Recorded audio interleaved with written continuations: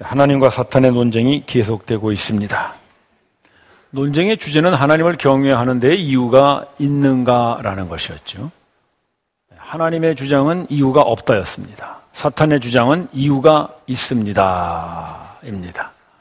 사탄이 주장하는 인간의 하나님을 경외하는 이유는 하나님께서 사람의 재산을 지켜주시는 울타리를 쳐주시고, 건강을 지켜주시는 울타리를 쳐주시고, 자식을 지켜주시는 울타리를 쳐주시기 때문입니다. 그게 이유였죠. 그러니까 사실 이 논쟁은 울타리 논쟁이라고 할 수 있어요. 울타리가 없어도 하나님을 경외한다. 그러면 하나님의 논쟁이 맞는 것이고, 울타리가 없으면 사람은 하나님을 원망하고 경외하지 않습니다 하면 사탄이 이기는 것입니다. 이 논쟁의 입증자로 등장한 사람이 욥이죠. 그래서 이제 욥을 지켜주고 있었던 그 모든 울타리들을 하나님께서 치우십니다. 재산의 울타리를 치우시고 자식과 건강의 울타리들을 다 치워버리십니다. 그럼에도 불구하고 욥이 계속 하나님을 경외하면 하나님이 이기는 거죠. 그런데 만약에 욥이 하나님을 원망하고 경외하지 않으면 사탄이 이기는 것입니다. 자, 여러분, 하나님이 이기기를 원하십니까? 사탄이 이기기를 원하십니까? 네, 당연히 하나님을 이기기를 원하실 것입니다. 그럼 우리는 욥을 응원해야죠. 여러분, 욥기를 어렵게 생각하지 마시고 욥이 지금 어떻게 하나님을 끊임없이 경외하는 것을 잘 보는, 그것이 욥을 응원하는 것입니다. 그래서 올 여름 우리가 계속해서 욥을 응원하느라고 지금 이 욥기를 묵상하는 거예요. 그래서 욥이 이 고난 중에도 하나님을 계속 경외해서 하나님의 논쟁에 이기는 입증자로 서기를 우리가 기대하는 것이죠. 첫 번째 욥의 울타리를 치우신 것이 재산과 자식의 울타리였죠. 그래서 욥의 재산이 다 없어지고 자식들이 다 죽고 맙니다. 그때 욥이 과연 어떻게 고백하는가? 자, 우리 욥의 고백을 한번 보도록 하십시다.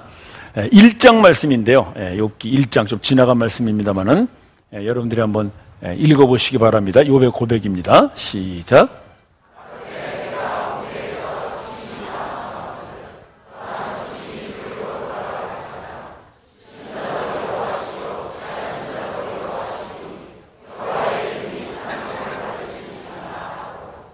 네, 욥이 마지막에 어떻게 고백합니까? 하나님께서 찬송을 받으실지라. 그러니까 하나님을 원망하지 않고 계속 경외했죠. 하나님이 이기셨어요. 욥이 하나님의 주장이 맞다는 것을 입증한 것입니다. 자, 그러면 이제 우리가 열심히 응원해서 욥이 이겼는데, 우리가 응원만 하고 있을 것이 아니라 이제는 우리도 욥과 같이 이 하나님의 논쟁의 입증자로 서야 될 차례입니다. 왜냐하면 욥은 이미 죽었잖아요. 욥은 뭐 대략 한 4,000년 전 사람이라고 봐요. 아브라함 시대 사람이라고 보니까 한 4,000년 전 사람이 이미 죽었어요. 근데 하나님과 사탄의 논쟁은 지금도 계속되고 있는 것이죠. 그래서 그 논쟁의 또 다른 입증자로 부른 사람들이 바로 저와 여러분들입니다. 이제 여러분 응원석에만 앉아 계시지 마시고 이제 운동장으로 들어오십시오. 들어오셔서 우리가 그 고난의 운동장에서 계속 하나님을 경외하여 하나님께 그 승리를 돌려드리는 그런 입증자들이 되기를 바랍니다. 근데 어째 아멘이 조금 자신이 없으신 것 같아요. 아멘을 하고는 싶은데 그 고난이라는 말이 우리가 좀 원치가 않죠. 그냥 찬송하라면 막 열심히 하겠는데 고난 중에 찬송한다니 이거 좀 마음이 찜찜하다 이거죠. 우리가 왜 이런 말씀을 들으면 마음이 확 열리지 않냐 하면 사실 고난이 어려운 것도 어렵지만 우리 마음속에는 어떤 게 있냐면요. 우리는 뭐냐 이거예요. 우리는 고난 중에 열심히 인내해서 하나님을 찬송하면은 드디어 그 승리는 하나님이 거두시는데 그럼 하나님이 이겨서 좋을지 모르는데 우리는 뭐냐 이겁니다. 우리는 뭐 소모품인가요? 우리는 하나님의 승리를 위해서 쓰임받는 그런 도구로 끝나고 마는 것입니까? 우리에게 이런 마음이 생기는 거예요. 여러분들은 그런 마음 안 생기시나요? 여러분들은 참 착하시네요.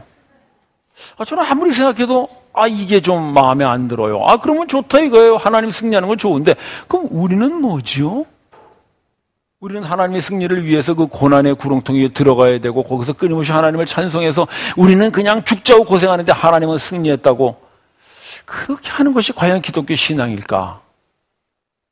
여러분, 그런 신이라면 우리가 정말 하나님을 믿을 수 있을까요? 다른 종교의 신들은 그렇죠. 사람이 죽거나 말거나 그 신만 그냥 영광을 거두면 되는 것이지. 제가 예전에 그 안식년 보내면서 캐나다에서 박물관을 가봤는데요. 그 이제 고대의 이런 뭐라 그럴까 그 사람들이 섬기던 우상들이겠죠. 그런 것들을 많이 갖다 놓은 그런 박물관이에요. 들어가 보니까요. 이렇게 우리로 얘기하면 우선 그 동상 같은 게 하나 딱 서 있는데 그 앞에 사람이 이렇게 엎드려 있고 그 위에 이렇게 제단 같은 게 이렇게 딱 올려져 있어요. 그러니까 사람이 그 위에다 뭐 올려놓고 제사를 드렸다는 거죠. 근데 그 제단을 바치고 있는 게 뭐냐면 사람이에요.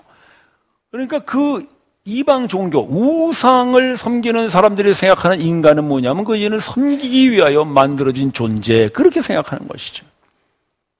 근데 여러분, 성경에 하나님은 그렇게 말하지 않아요.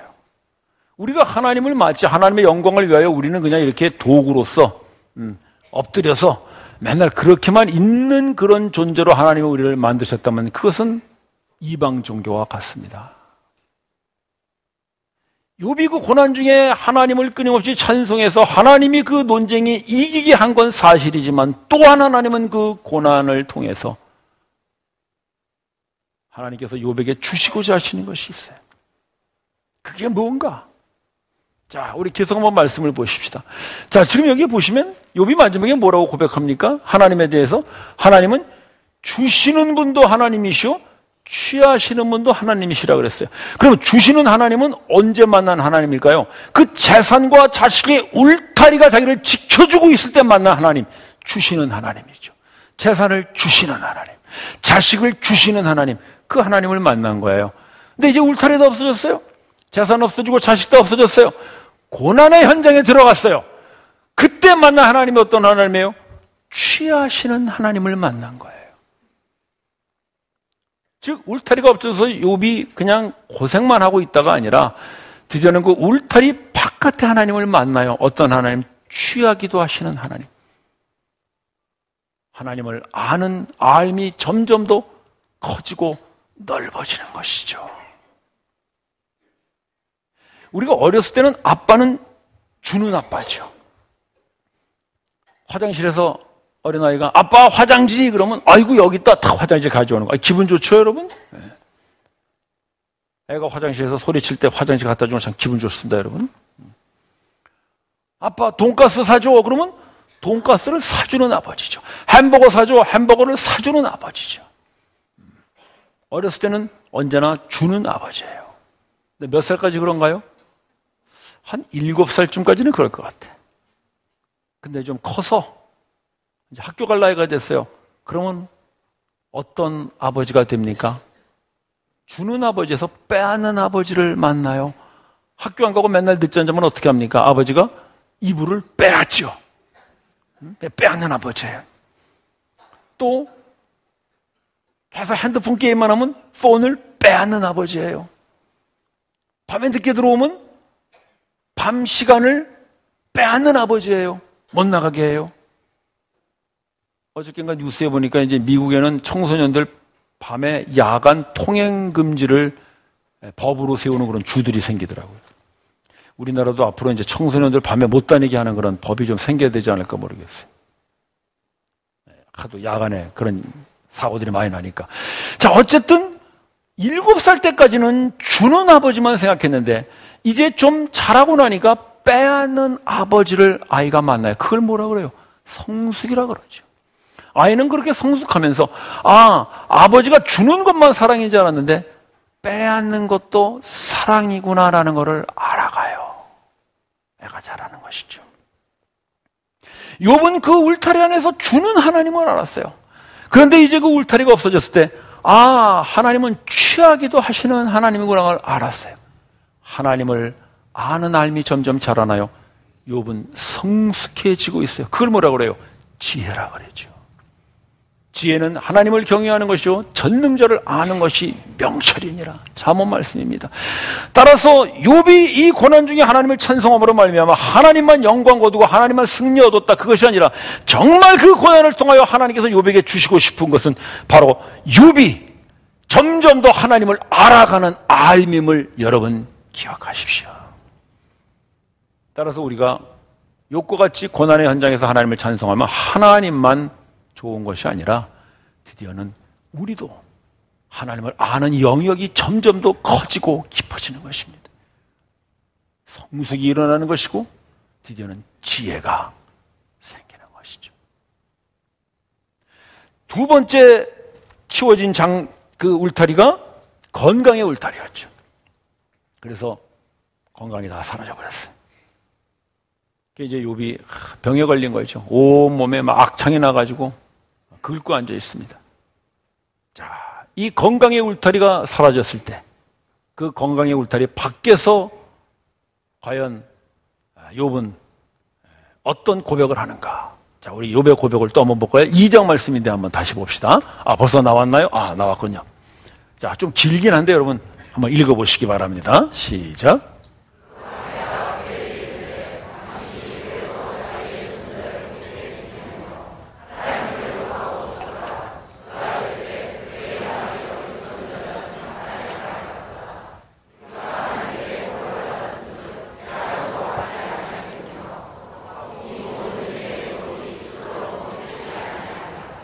네, 욥이 범죄치 아니하리라. 즉 욥이 하나님을 원망하지 않았다는 거예요. 계속 하나님을 경외해서. 그 울타리가 없어졌음에도 불구하고, 그 건강이 다 사라졌음에도 불구하고 욥은 계속 하나님을 경외하고 있어요. 하나님이 이기셨죠. 하나님이 사탄과의 논쟁에서 이겼어요. 욥은 훌륭한 입증자의 역할을 했어요.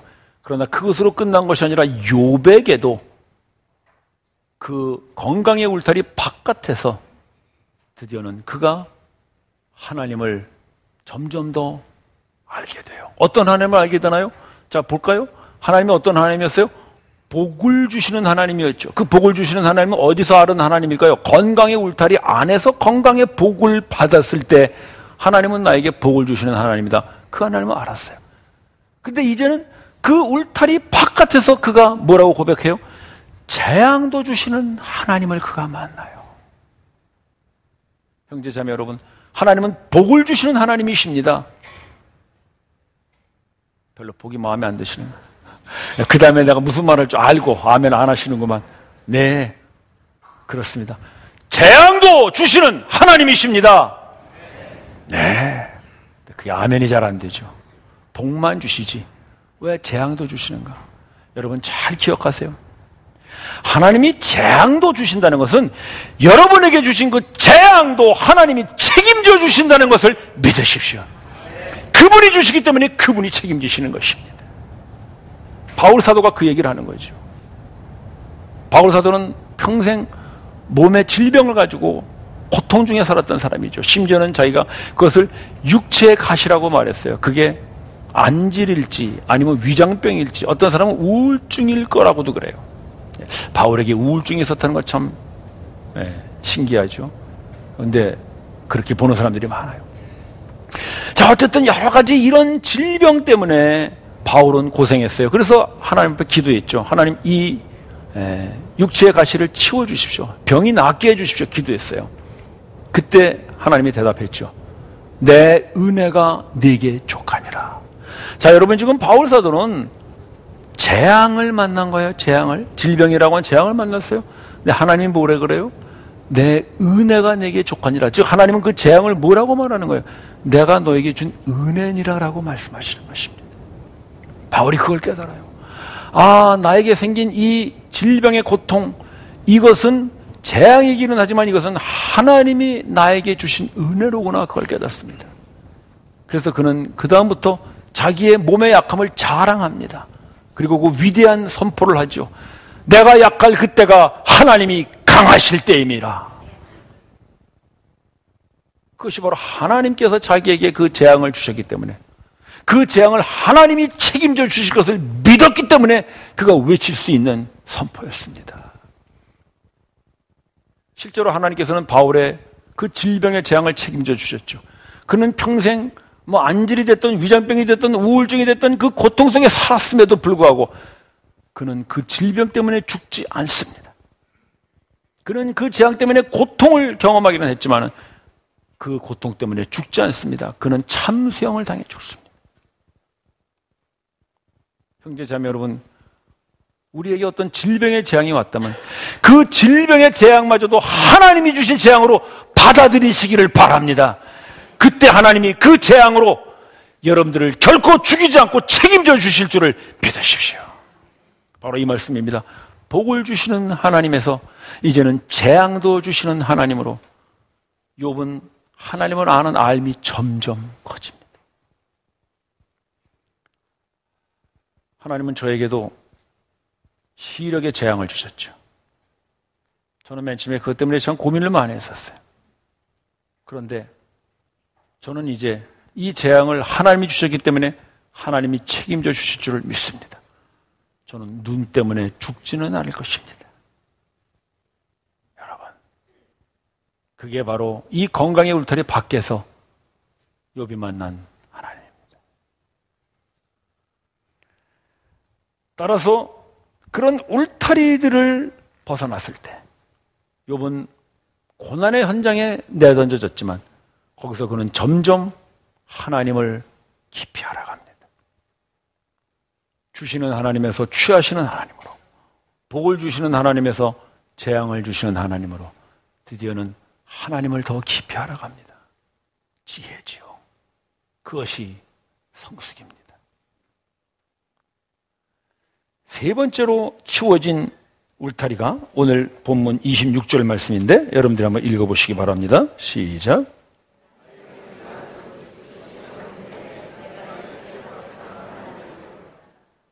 육체라는 것은 이제 목숨을 말하는 거죠. 이 육체 밖에서, 이 목숨 밖에서 그런 말입니다. 이제 죽고 나서 그런 말이죠.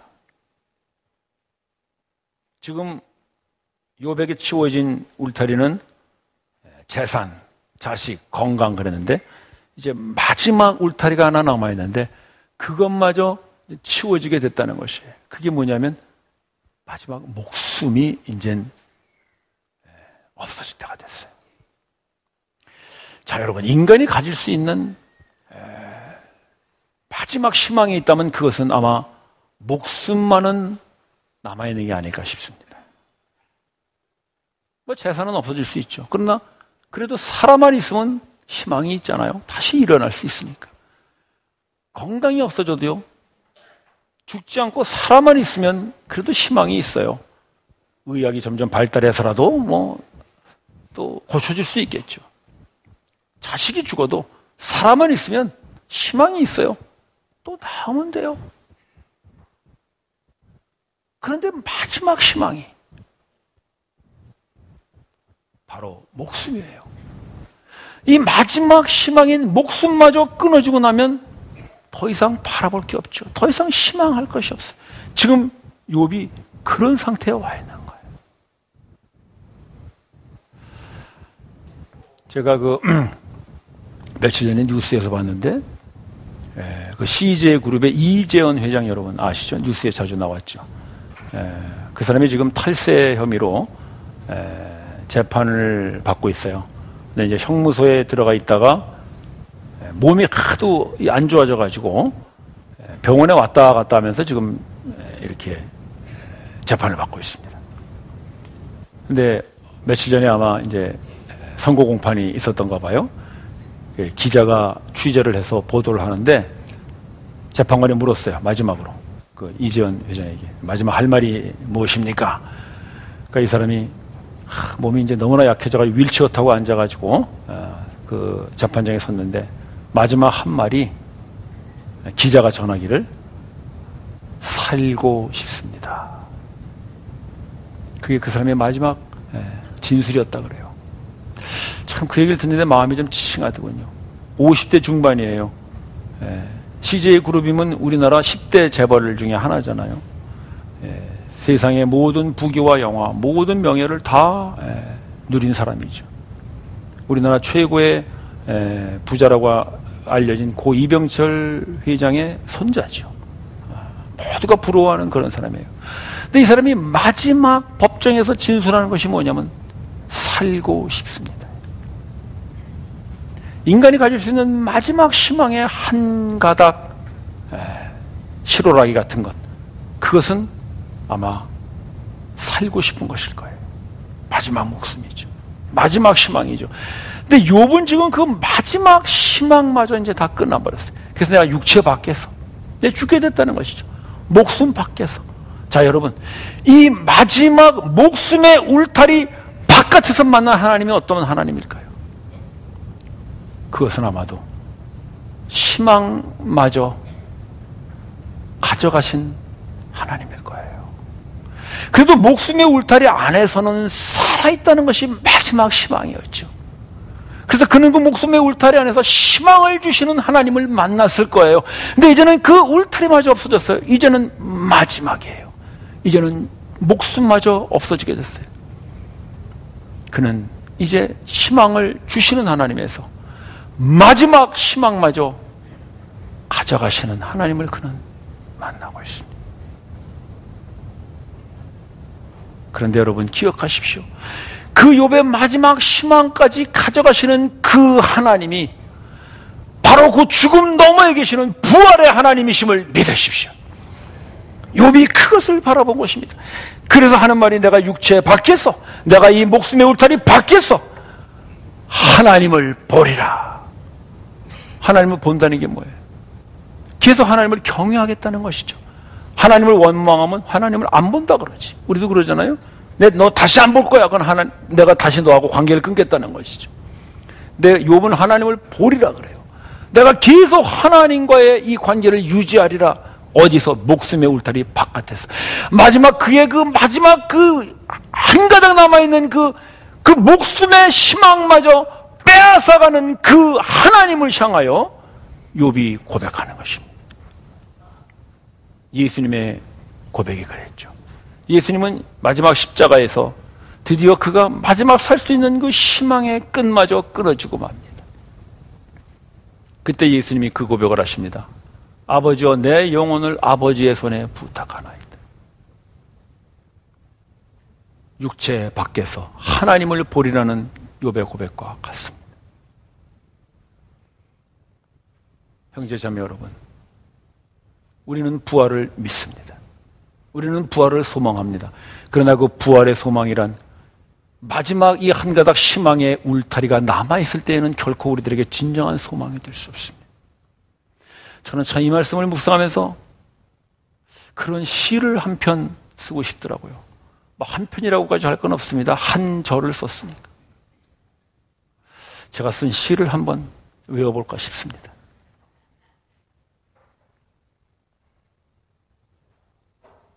마지막 희망이 사라졌습니다.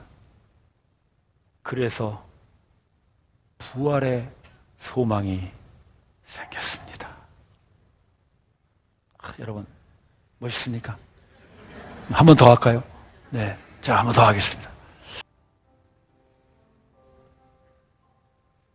마지막 희망이 사라졌습니다. 그래서 부활의 소망이 생겼습니다. 제가 저작권을 주장하지 않겠습니다. 여러분 쓰십시오. 부활의 소망이라는 것은 적어도 희망의 마지막 한 가닥이 있을 때에는 그것이 결코 소망이 될 수 없습니다. 그건 관념일 뿐이죠. 그냥 지식일 뿐이죠. 그건 우리의 온 몸과 우리의 온 가슴에 다가올 수 없는 그냥 먼 발치의 하나의 개념이며 신학일 뿐입니다. 그러나 이제 우리가 마지막 한 가닥 남아있는 이 마지막 목숨의 시로라기 같은 희망마저 사라지게 됐을 때, 그때 우리는 드디어 부활이 우리에게 소망으로 오는 것입니다. 하나님은 욥의 그 고난의 마지막 절정에서 드디어 그에게 이 부활을 소망으로 주십니다. 하나님은 욥의 고난을 통해서 하나님의 승리만을 취하는 그런 욕심장이 신이 아닙니다. 그분은 오히려 그 고난을 통하여 하나님의 승리보다 욥이 가질 수 있는 더 큰 소망, 더 큰 그 선물, 그 부활을 하나님 욥에게 주시기를 원하십니다. 그래서 예수님이 그 얘기하신 거죠. 나는 부활이요 생명이니 나를 믿는 자는 죽어도 살겠고, 죽어도 산다는 게 뭐예요? 죽어야 산다는 거죠. 죽어야 산다. 우리가 인생 살아가면서 재산 없어질 수 있고, 자식 없어질 수 있고, 건강 없어질 수 있습니다. 그러나 아직 살아있다면 우리에게는 아직 희망이 있죠. 그러나 우리는 살다 보면 언젠가 그 마지막 살아있는 희망마저도 이제는 놓아야 할 때가 올 것입니다. 우리 모두에게는 그런 시간이 오겠죠. 그러나 여러분, 그때 기억하십시오. 그 마지막 살 수 있는 실오라기 같은 마지막 한 가닥의 희망이 사라질 때 우리는 드디어 부활을 소망할 수 있는 것입니다. 할렐루야. 따라서 욥을 에워싸고 있었던 울타리들이 하나하나씩 사라졌을 때 욥은 점점 하나님을 더 넓게 합니다. 주시는 하나님에서 취하시는 하나님으로, 복을 주시는 하나님에서 재앙도 주시는 하나님으로, 그리고 희망을 주시는 하나님에서 드디어는 그 희망마저도 가져가시는 하나님으로, 그는 하나님을 알아가는 그 영역과 깊이가 점점 넓어집니다. 자, 여러분, 하나님을 알아가는 걸 뭐라 그럽니까? 우리 예수님 말씀 한번 볼까요? 네, 요한복음 17장 3절 말씀인데, 영생이 뭡니까? 영생은 하나님과 곧 그의 보내신 자 예수 그리스도를 어떻게 하는 거예요? 아는 거예요. 하나님을 아는 것이 영생이에요. 자, 그렇다면 지금 욥이 뭘 누리고 있는 거예요? 그 고난 속에서 하나님을 점점 더 알아감으로 말미암아 영생을 받고 누리고 있음을 믿으십시오. 따라서 하나님은 욥을 고생시켜서 그 고난 중에도 하나님을 찬송해서 하나님이 사탄을 이기는 그런 승리만을 취하시는 것이 아니라 정말 하나님께서 이 고난을 통하여 욥에게 주시고자 하시는 것이 있습니다. 그것은 바로 하나님을 아는 영생입니다. 더 넓은 하나님, 더 깊은 하나님, 더 크신 하나님을 알게 하시는 그 하나님의 약속이 욥의 고난 속에서 이루어집니다. 형제자매 여러분, 지금 혹시 고난 중에 있으신 분들이 계십니까? 기억하십시오. 그 고난은 여러분들이 이제까지 어떤 울타리 속에서도 경험하지 못했던 더 넓고 더 깊은 하나님을 알 수 있는 영생의 기회인 줄을 믿으십시오. 따라서 그 고난 중에 끊임없이 하나님을 찬송하여 하나님이 사탄과의 논쟁에서 이기실 뿐만 아니라 오히려 그 하나님의 승리를 여러분들에게 영생의 승리로 심어주시고 확인시켜 주시는 그런 축복의 자리로 여러분들이 받아 누리시는 그런 승리의 나날들을 사시기를 바랍니다. 기도드리십시다.